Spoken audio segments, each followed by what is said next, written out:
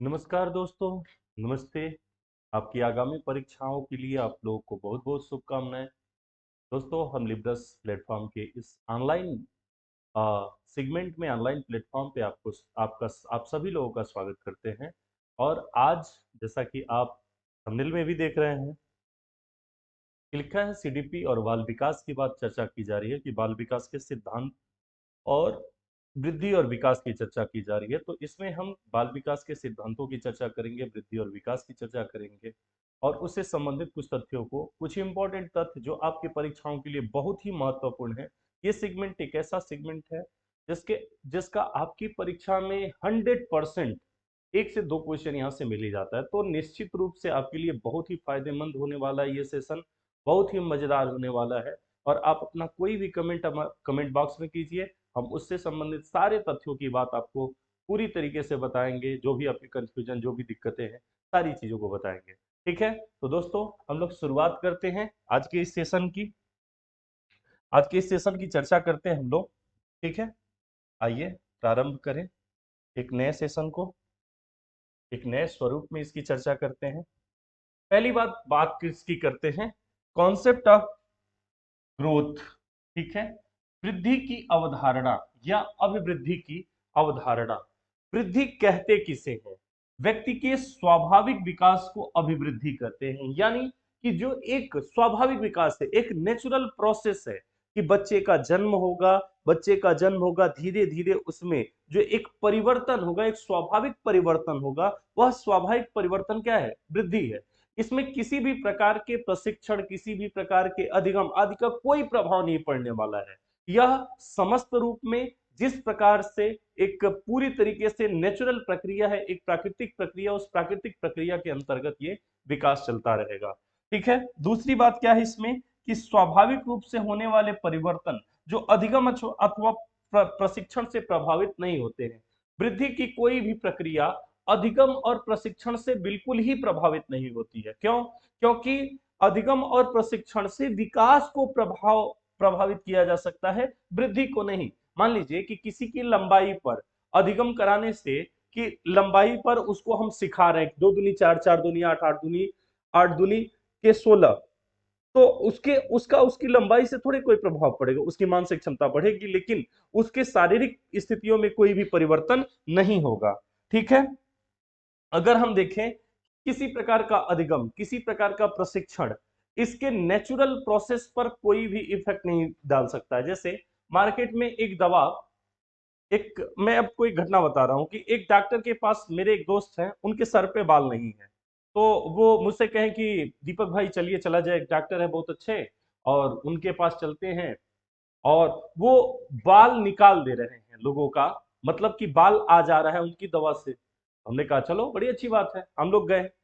और जैसे ही मैं उसके केबिन में इंटर किया, वैसे ही क्या हुआ कि एक चीज देख के बड़ा ही आश्चर्य हुआ, बहुत ही हंसी आई।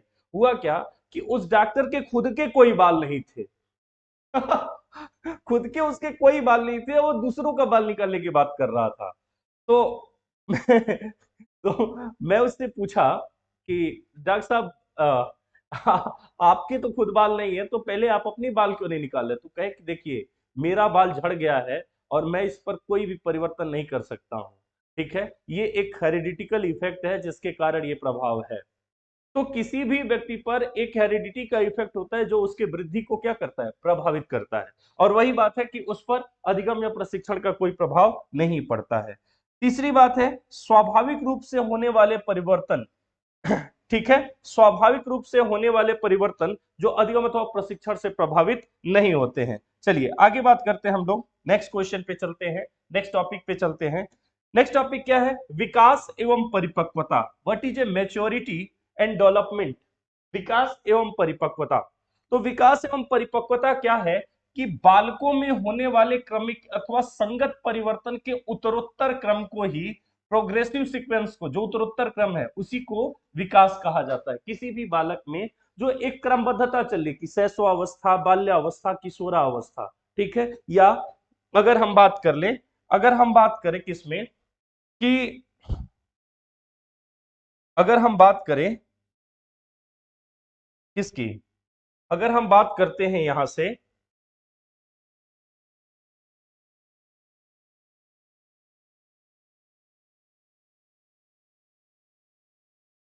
कि गर्भावस्था, तीनों अवस्थाओं की बात करें, गर्भावस्था, ठीक। तो गर्भावस्था के तीन चरण हैं। तीन चरण में कौन कौन से? पहली अवस्था है डिंबावस्था, दूसरी अवस्था है डिंबावस्था, ठीक है, दूसरी अवस्था है पिंडावस्था, और तीसरी अवस्था है भ्रूणावस्था। इन तीनों अवस्थाओं में कोई परिवर्तन नहीं किया जा सकता है, ठीक है। या फिर आप बात कर लेंगे शैशवावस्था की, शैशवावस्था में कोई परिवर्तन नहीं हो सकता है। यह एक क्रमिक प्रक्रिया है, बाल्यावस्था या फिर किशोरावस्था। इन सभी अवस्थाओं की अगर हम बात करें तो एक निश्चित क्रम से चलने वाली प्रक्रिया ही क्या है? यही विकास की प्रक्रिया कही जाएगी। इसी को हम विकास कह सकते हैं। तो आप कह सकते हैं कि क्रमिक आधार पर होने वाले परिवर्तन, क्रमिक आधार पर होने वाले परिवर्तन है जो संगत परिवर्तनों के उत्तरोत्तर क्रम को, उत्तरोत्तर क्रम यानी कि निश्चित सीक्वेंस में चलने वाले क्रम जो है वही क्रम विकास कहलाते हैं, ठीक है। दूसरी बात हम करें कि विकास परिवर्तन की एक दिशा होती है जो हमेशा पीछे से आगे की ओर बढ़ती है। किधर से बढ़ रही है? पीछे से आगे की ओर, यानी कि यहां से प्रारंभ हो रहा है, गर्भावस्था से प्रारंभ हो रहा है, शैशवावस्था, किशोरावस्था, युवावस्था, ठीक है, प्रौढ़ावस्था, प्रौढ़ावस्था या वृद्धावस्था, वृद्धावस्था। इन सभी अवस्थाओं में एक निश्चित क्रम में क्या होगा? विकास होगा। इसमें कोई परिवर्तन नहीं किया जा सकता। एक निश्चित क्रम के विकास की प्रक्रिया, एक परिवर्तन, एक दिशीय प्रक्रिया, एक निश्चित दिशा में यह विकास होता जा रहा है। कि परिवर्तन की दिशा इसमें जो होती है, ध्यान रखिएगा, विकास की दिशा नहीं, परिवर्तन की दिशा, परिवर्तन की दिशा एक निश्चित सीक्वेंस में, एक निश्चित क्रम में चलती है, जिसे विकास, विकास आगे से विकास पीछे से आगे की ओर, गर्भावस्था, शैशवावस्था, बाल्यावस्था, किशोरावस्था, युवावस्था, प्रौढ़ावस्था, वृद्धावस्था, एक निश्चित क्रम में क्या होता है? बढ़ता जाता है, ठीक है। अब हम बात करें परिपक्वता की, कि मैच्योरिटी किसे कहते हैं? मैच्योरिटी बालकों की आनुवांशिकता से प्राप्त अंतः शक्तियों की खुली अभिव्यक्ति है। किससे प्राप्त होता है? आनुवांशिकता से, आनुवांशिकता से प्राप्त अंतः शक्तियों की खुली अभिव्यक्ति है।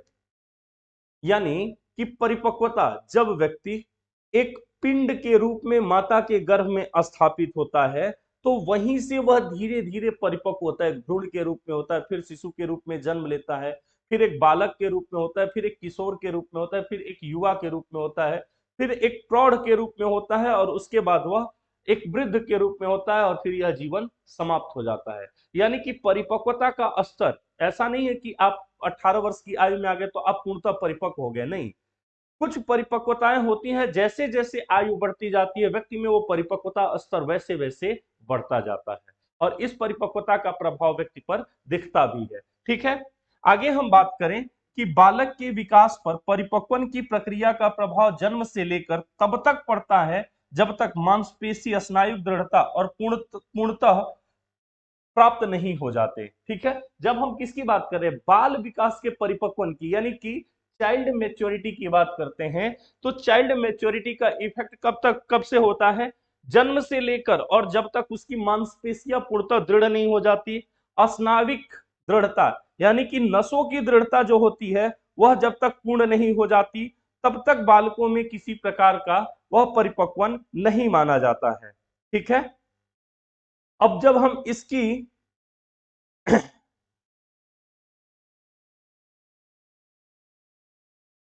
जब हम इसकी बात करते हैं कि क्या ये चीजें, क्या ये चीजें इतनी महत्वपूर्ण होती है कि परिपक्वता और विकास ये दोनों ही आपसी सामंजस्य स्थापित करते हैं? तो बिल्कुल स्थापित करते हैं। जैसे जैसे परिपक्वता बढ़ती है वैसे वैसे विकास का क्रम बढ़ता जाता है, और उसी प्रकार से ऐसी समस्याओं को, ऐसी दृढ़ताओं को हम देखते जाते हैं। इसका प्रभाव अभिव्यक्ति के ऊपर पूर्णतः पड़ता है, ठीक है। चलिए आगे बात करते हैं हम लोग, आगे बात करते हैं, नेक्स्ट क्रम बात करें कि वृद्धि और विकास में अंतर क्या है। तो जब हम बात करें कि ग्रोथ और डेवलपमेंट का प्रयोग लोग प्रायः पर्यवाची के रूप में करते हैं। वो कहते हैं वृद्धि और विकास की प्रक्रिया क्या है, एक दूसरे के समान है, पर्यवाची है। लेकिन वास्तव में ये सिनोनिम नहीं होते हैं, ये दोनों एक अलग अलग तथ्य हैं। जैसे कि अवधारणात्मक रूप में देखा जाए तो इन दोनों में काफी अंतर होता है। क्या अंतर होता है? अगर हम इसके अंतर की बात करते हैं तो अंतर क्या होता है कि एक क्रम में आप देख सकते हैं वृद्धि की प्रक्रिया जो होती है वह परिणात्मक परिवर्तन, जैसे बच्चे के बड़े होने के साथ साथ उसके आकार, लंबाई, ऊंचाई इत्यादि, अर्थात कि यह क्या होता है, मात्रात्मक होता है, मात्रात्मक होता है। ठीक है, यह क्वांटिटिव होगा, मात्रात्मक होगा। जबकि विकास की प्रक्रिया की जब बात की जाएगी तो यह परिणात्मक परिवर्तनों के साथ साथ व्यवहारिक परिवर्तन होता है।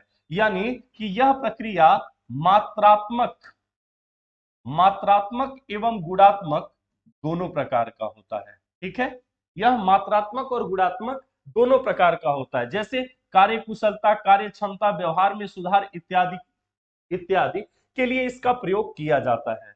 अब हम दूसरी तरफ फिर वृद्धि की बात करें तो वृद्धि विकास की प्रक्रिया का एक चरण होता है और इसका सीमित क्षेत्र होता है। यानी कि एक निश्चित निश्चित समय तक, ठीक है, वृद्धि की क्रिया आजीवन नहीं चलती, बालक के परिपक्व होने के साथ ही ये क्या हो जाती है, रुक जाती है। यानी कि एक निश्चित समय तक वृद्धि होती है और उसके बाद वृद्धि की प्रक्रिया क्या हो जाती है, रुक जाती है, ठहर जाती है। बालक की शारीरिक वृद्धि हो रही है इसका अर्थ यह नहीं हो सकता है कि उसमें विकास हो रहा है, अतः यह भौतिक विकास को दर्शाता है। यानी कि किसी बच्चे में अगर शारीरिक वृद्धि हो रही, कि बच्चा क्या है, बड़ी तेजी के साथ उसकी लंबाई बढ़ रही है, उसका शरीर फैल रहा है, तो इसका मतलब ये कतई नहीं है कि उसमें सारे भाषात्मक विकास हो जाए, उसमें मानसिक विकास हो जाए, उसमें संवेगात्मक विकास हो जाए, उसमें आपका संज्ञानात्मक विकास हो जाए, ऐसा जरूरी नहीं है। शारीरिक वृद्धि अलग तथ्य है और मानसिक वृद्धि अलग तथ्य है, विकास की प्रक्रिया एकदम अलग तथ्य है। इसे मापा जा सकता है, जैसे लंबाई, ऊंचाई, वजन, ठीक है, ये सारी चीजें। और यह दिशाहीन होती है, इसका कोई दिशा निर्धारित नहीं होता है। जबकि विकास की बात करें तो विकास अपने आप में एक विस्तृत अर्थ है और वृद्धि इसका एक चरण है। यानी कि विकास की प्रक्रिया पूरे जीवन भर चलती रहती है, यह जीवन पर्यंत सतत चलने वाली प्रक्रिया है और यह निरंतर गति से चलती रहती है। इसमें परिपक्वन हो जाता है बच्चे का, फिर भी वो विकास की प्रक्रिया चल रही है और वो परिपक्वता के स्तर को भी क्या करती है, बढ़ाती जाती है।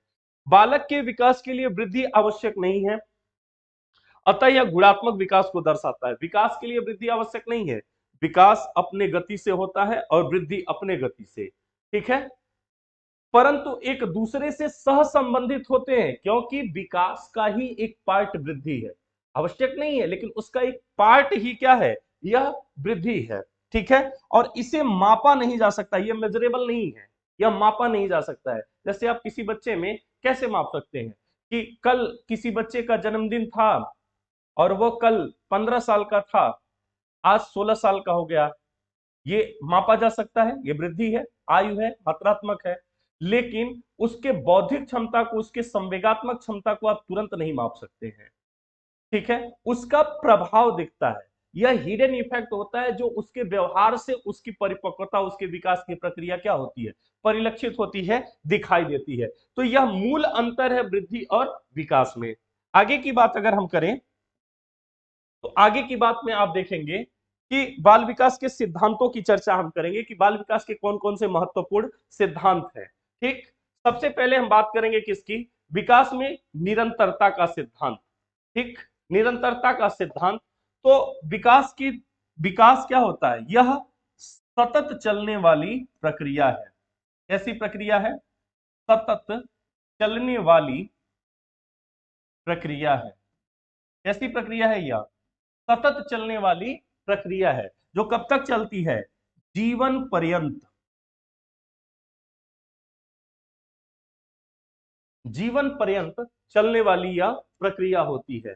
ठीक है, विकास निरंतर गति से चलने वाली प्रक्रिया है। अब दूसरे विकास के सिद्धांत की बात करें तो विकास की विभिन्न गति का सिद्धांत है। विकास क्या है, इसकी गतियां भिन्न भिन्न होती है। इसमें दो मनोवैज्ञानिक हैं, एक का नाम है डगलस और दूसरे का नाम है हॉलैंड। डगलस और हॉलैंड, इन लोगों ने बताया कि विकास की गति जो होती है वह कभी तीव्र कभी मंद, फिर तीव्र फिर मंद, फिर तीव्र फिर मंद, इस तरीके से चलती है। यानी कि इसकी गति जो होती है, विकास की गति जो होती है वह एक रेखीय नहीं होती है। वह क्या होती है? यह कभी तीव्र कभी मंद, कभी तीव्र कभी मंद, इस गति के आधार पर चलती है। यानी कि इनमें फ्लक्चुएशन होता है, विकास की गति में फ्लक्चुएशन होता है।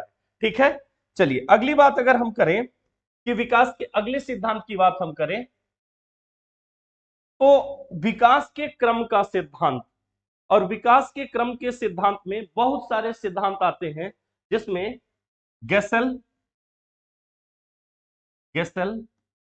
पियाजे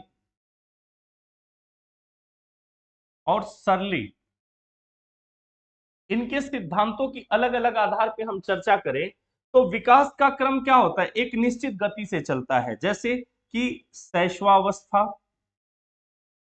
बाल्यावस्था, किशोरावस्था, और इन सब में विकास की गति क्या होती है? निरंतर चलती रहती है। अगर हम सिर्फ पियाजे के सिद्धांत की बात अगर हम करें तो पियाजे के सिद्धांत के अनुसार अगर हम देखें तो पियाजे कहते हैं कि जैसे जैसे बालकों की आयु बढ़ती है, उनके परिपक्वता का स्तर बढ़ता है, वैसे वैसे उनमें संज्ञान की वृद्धि होती है। जैसे पियाजे अपने अवस्थाओं में 4 अवस्थाओं की बात करते हैं। एक अवस्था होती है संवेदी प्रेरक अवस्था, दूसरी पूर्व संक्रिया की अवस्था, तीसरी मूर्त संक्रिया की अवस्था, चौथी अमूर्त संक्रिया की अवस्था, और इसमें क्या होता है? जैसे जैसे बालक का परिपक्वता स्तर बढ़ता जाता है, उसी प्रकार से उसके विकास का क्रम भी बढ़ता जाता है।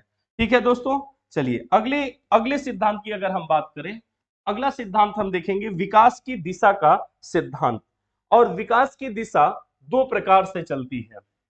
विकास की दिशा का सिद्धांत हम कहें तो एक दिशा का इनका सिद्धांत है जिसे कहते हैं सिर से पैर का सिद्धांत, और दूसरा सिद्धांत है जिसे हम कहते हैं केंद्र से परिधि का सिद्धांत। सिर से पैर का सिद्धांत क्या है कि अगर हम बात करें सिर से पैर के सिद्धांत की, ठीक, कि सिर से पैर का सिद्धांत, तो आप यहां पे देख सकते हैं, ठीक,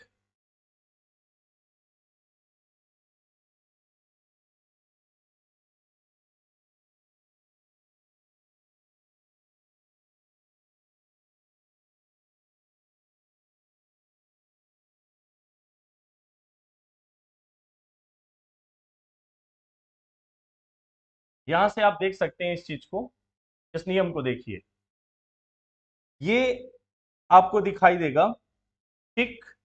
अब यहां से आप देखिए, किसी बालक के सिर से लेकर पैर तक का विकास हो रहा है, सिर से लेकर पैर तक का विकास हो रहा है, तो इस विकास की प्रक्रिया को हम मस्तकोद्मुखी नियम का विकास कहते हैं। यानी कि इसे सिफेलोकॉडल कहा जाता है। क्या कहा जाता है? सिफेलोकॉडल कहा जाता है। और इसका अर्थ होता है मस्तकाधोमुखी, यानी कि सिर से लेकर पैर तक का विकास सिद्धांत। ठीक। अब दूसरी तरफ हम बात करें किसकी, कि दूसरी तरफ हम बात करें केंद्र से लेकर परिधि तक का सिद्धांत। केंद्र से परिधि का सिद्धांत, ठीक है। केंद्र से परिधि का सिद्धांत अगर आप देखेंगे तो इसका केंद्र क्या है? रीढ़ की हड्डी इसकी केंद्र है, और इसके सिद्धांत को हम कहते हैं निकट से दूर का सिद्धांत या केंद्र से परिधि का सिद्धांत। केंद्र से परिधि का सिद्धांत, इसे इस नाम से भी जाना जाता है, और इसे एक अन्य नाम दिया जाता है प्रॉक्सी मॉडेस्टल। इस सिद्धांत को कहते हैं क्या? Proximodistal theory. ठीक है। यह भी क्या है? विकास की दिशा। तो यानी कि विकास की दिशा की जब हम बात करेंगे तो 2 दिशाएं हो जाएंगी विकास की। एक विकास की दिशा होगी कौन सी? सिर से पैर की ओर, जिसे हम नाम देंगे क्या? सिफेलोकॉडल या सिर से पैर का सिद्धांत। और दूसरे विकास के सिद्धांत की हम बात करेंगे तो वो क्या हो जाएगा? केंद्र से परिधि का सिद्धांत। ठीक है, केंद्र से परिधि का सिद्धांत निकट से दूर का सिद्धांत हो जाएगा, या प्रॉक्सी मॉडेस्टल थियरी से कहेंगे, केंद्र से परिधि का सिद्धांत कहेंगे। ठीक है, चलिए दोस्तों आगे की बात अगर हम करें कि विकास के दिशा के सिद्धांत के बाद हम बात करें, तो नेक्स्ट थियरी क्या है? एकीकरण का सिद्धांत। एकीकरण का सिद्धांत, और एकीकरण, एकीकरण किसे कहते हैं कि कोई बालक पहले अपने संपूर्ण अंग का प्रयोग करता है, संपूर्ण अंग का प्रयोग करता है, ठीक है, और फिर अंग के भागों का प्रयोग करता है, अंग के भागों का प्रयोग करता है, फिर अंग के भागों का प्रयोग करता है। जैसे इस चीज को आप समझ सकते हैं कैसे?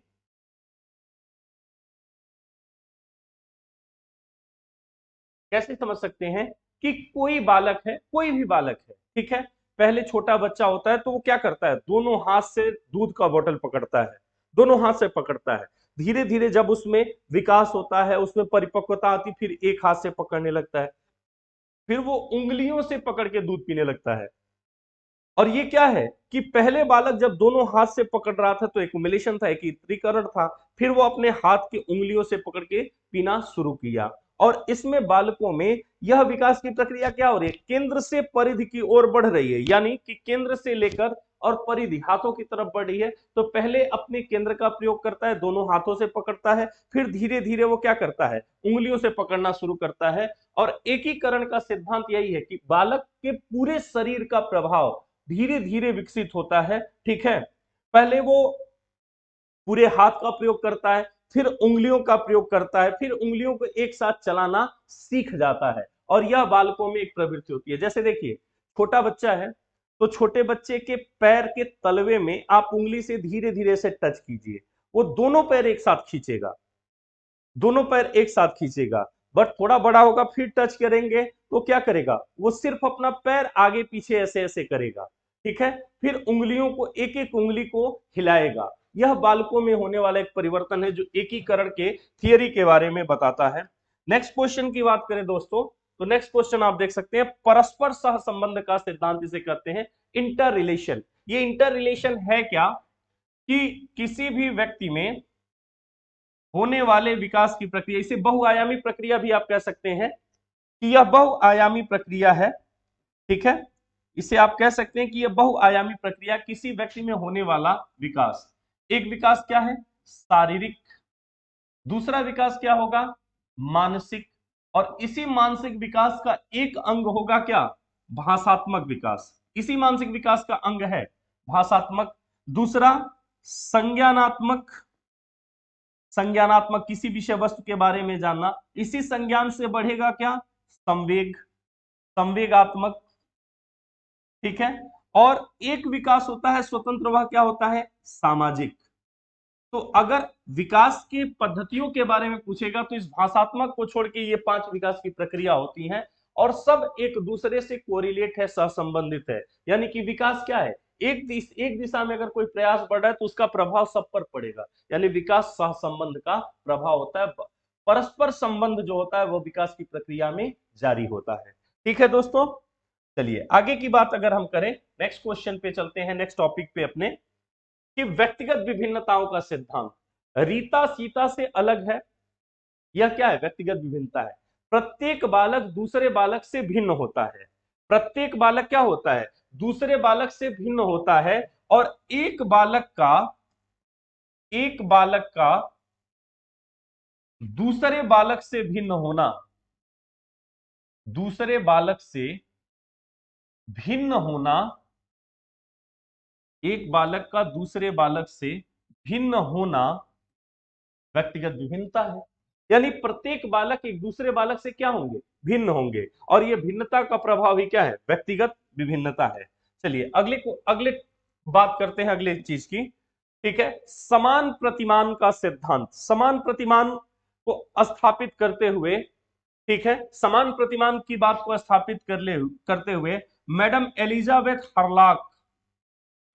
एलिजाबेथ हरलाक ने बताया था इन्होंने बताया कि चाहे मनुष्य हो या पशु, किसी के जीवन का प्रारंभ, चाहे वो मनुष्य कहीं का हो, कहीं का भी मनुष्य हो, ऐसा नहीं है कि भारत में बच्चे पैदा हो रहे हैं तो ठीक ऐसे ही होंगे। बच्चे पैदा हो रहे हैं तो ऑस्ट्रेलिया में है तो भी वही प्रोसेस है, अमेरिका में है तो भी विकास का वही प्रोसेस है, अफ्रीका में है तो भी वही प्रोसेस है, दुनिया के किसी कोने में, चांद पे चले गए तो भी प्रोसेस नहीं बदलेगा। प्रोसेस की प्रक्रिया क्या होगी, वही होगी। ठीक है, यानी कि समान प्रतिमान, एक यूनिफॉर्म पैटर्न होगा, चाहे अफगानिस्तान का हो, चाहे पाकिस्तान का हो, चाहे इंडिया का हो, बांग्लादेश का हो, अमेरिका का, ऑस्ट्रेलिया का, जर्मनी का, कहीं का होगा। बच्चे के विकास की प्रक्रिया एक समान चलेगी और इसी को क्या कहते हैं, यूनिफॉर्म पैटर्न कहते हैं, यानी कि समान प्रतिमान कहते हैं। अब इस समान प्रतिमान का सिद्धांत किसने दिया था, हरलॉक ने दिया था। ठीक है, चलिए आगे बात करते हैं। आज का लास्ट लास्ट टॉपिक है ये आज का, कि सामान्य एवं विशिष्ट प्रतिक्रियाओं का सिद्धांत। देखिए, विकास की प्रक्रिया जो होती है वो सामान्य से विशिष्ट ही होती है। बच्चे का जन्म होना सामान्य प्रक्रिया है, ठीक है, बच्चे का जन्म होना सामान्य प्रक्रिया है, लेकिन प्रत्येक बालक अपने भोजन, पोषण, उसकी देखभाल, रख रखाव, समाज आदि के कारण एक दूसरे बच्चे से भिन्न होता है, उसके विकास की प्रक्रिया अलग हो जाती है। जैसे कि हम सामान्य रूप में दो बच्चों की बात करें, एक बच्चा है रॉकी और दूसरा बच्चा है भोलू। ठीक है, अब रॉकी जो है, तो रॉकी का जो जन्म होता है जिस परिवेश में है, तो उस परिवेश में रॉकी 8-9 साल का बच्चा है, स्कूल जाता है। स्कूल जाता है, सुबह सुबह वो उठता है, अपने पिताजी के साथ योगा करता है, ब्रेकफास्ट करता है, बस तैयार होता है, बस आती है, बस में बैठता है, स्कूल जाता है, वहां पे भिन्न भिन्न विषयों के शिक्षक उसे पढ़ाते हैं। पढ़ाने के बाद से वह जब विद्यालय से घर आता है तो दोपहर का भोजन करता है, उसके बाद वो होमवर्क करता है, थोड़ी देर आराम करने के बाद फिर वह स्विमिंग के लिए जाता है, स्विमिंग करता है, स्विमिंग करके वापस आता है। वापस आने के बाद वह कुछ देर के लिए संगीत सुनता है, जैसे कोई भी संगीत, ओपेरा सुनता है या जस्टिन बीबर का हे बेबी सुनता है, कोई ऐसा गाना लगाता है और आराम से एक आराम कुर्सी पे बैठ के सुनता है गाने को। उसके बाद से फिर कुछ देर पढ़ाई करता है, रात का भोजन करता है, भोजन करने के बाद अपने पिताजी के साथ टहलता है और दिन भर उसने क्या क्या किया इसके बारे में पिताजी को बताता है। दूसरी तरफ अपना भोलू, अब भोलू भोलू रहेगा या भोलुआ रहेगा, यह इसके परिवार के सामाजिक सांस्कृतिक स्थिति पर निर्भर है। ठीक है, कि अब भोलू भोलू रहेगा या भोलुआ रहेगा। अब भोलू भी सुबह उठता है, उसके बाद से जल्दी जल्दी तैयार व्यार होता है और भागता है स्कूल नाश्ता करके, स्कूल में जाता है, दोपहर में मिड डे मील खाता है, वहां पढ़ता है, खेलता है, घर आता है, घर आते ही भैंस खोलता है, भैंस चराने जाता है और यह भी स्विमिंग करता है, नदी में भैंस को नहलाता है, अपने भी नहाता है, यह भी उसमें बैक स्ट्रोक और फॉरवर्ड स्ट्रोक लगाता है, खूब नहाता है नदी में, घर आता है, भैंस बांधता है और उसके बाद से यह भी गाना सुनता है, सुपरस्टार खेसारी लाल यादव का गाना सुनता है।